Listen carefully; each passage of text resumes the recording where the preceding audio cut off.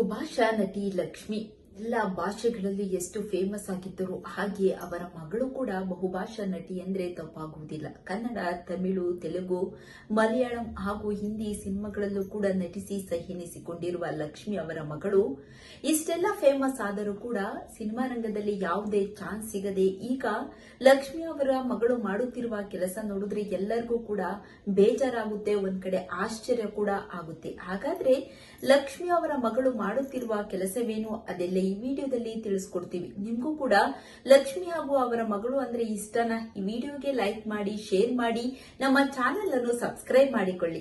ಕನ್ನಡದ ಖ್ಯಾತ ನಟಿ ಲಕ್ಷ್ಮಿ ಅವರ ಮಗಳಾದ ಐಶ್ವರ್ಯ ಅವರಿಗೆ ಇಂದು ಸೋಪ್ ಮಾರುವ ಪರಿಸ್ಥಿತಿ ಬಂದಿದೆ. ಹಾಗಾದ್ರೆ ಸ್ಟಾರ್ ನಟಿಯ ಮಗಳಿಗೆ ಈ ಸ್ಥಿತಿ ಬಂದಿದ್ದು ಯಾಕೆ?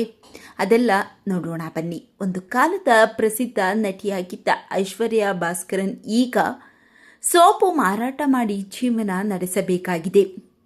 ಐಶ್ವರ್ಯ ಮೋಹನ್ ಲಾಲ್ ಅವರಂತಹ ಸೂಪರ್ ಸ್ಟಾರ್ಗಳೊಂದಿಗೆ ಕೆಲಸ ಮಾಡಿದ ಇವರಿಗೆ ಈಗ ಅವರಿಗೆ ಕೆಲಸ ಸಿಗುತ್ತಿಲ್ಲ.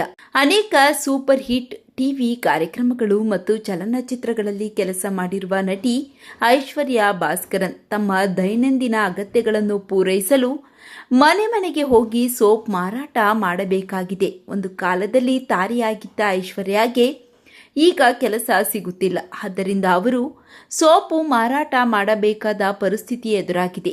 ಇದನ್ನು ಐಶ್ವರ್ಯ ಭಾಸ್ಕರನ್ ಸಂದರ್ಶನವೊಂದರಲ್ಲಿ ಬಹಿರಂಗಪಡಿಸಿದ್ದಾರೆ. ಬಟರ್ಫ್ಲೈಸ್, ನರಸಿಂಹಂ ಮತ್ತು ಪ್ರಜಾ ಚಿತ್ರಗಳಲ್ಲಿ ಐಶ್ವರ್ಯ ಭಾಸ್ಕರನ್ ಮೋಹನ್ ಲಾಲ್ಗೆ ನಾಯಕಿಯಾಗಿ ನಟಿಸಿದ್ದರು. ಒಂದು ಕಾಲದಲ್ಲಿ ಅವರು ಮಲಯಾಳಂ ಪ್ರೇಕ್ಷಕರಲ್ಲಿ ಬಹಳ ಜನಪ್ರಿಯರಾಗಿದ್ದರು. ಐಶ್ವರ್ಯ ಟಿವಿ ಧಾರಾವಾಹಿಗಳಲ್ಲಿಯೂ ಕೆಲಸ ಮಾಡಿದ್ದಾರೆ. ನಿಮಗೆಲ್ಲ ಗೊತ್ತಿರುವಂತೆ ಐಶ್ವರ್ಯ ಅವರ ತಾಯಿ ಲಕ್ಷ್ಮಿ ದಕ್ಷಿಣ ಭಾರತದ ಪ್ರಸಿದ್ಧ ನಟಿ. ಇವರು ಕೆಲವು ಸಮಯದಿಂದ ಬೆಳ್ಳಿತೆರೆಯಲ್ಲಿ ಸಕ್ರಿಯರಾಗಿಲ್ಲ. ಐಶ್ವರ್ಯ ಸಂದರ್ಶನವೊಂದರಲ್ಲಿ ತಮ್ಮ ಬಳಿ ಕೆಲಸವೂ ಇಲ್ಲ, ಹಣವೂ ಇಲ್ಲ ಎಂದು ಬಹಿರಂಗಪಡಿಸಿದ್ದಾರೆ. ಜೀವನ ಸಾಗಿಸಲು ಬೀದಿಗಳಲ್ಲಿ ಸೋಪು ಮಾರುತ್ತಾ ಅಲೆದಾಡುತ್ತೇನೆ.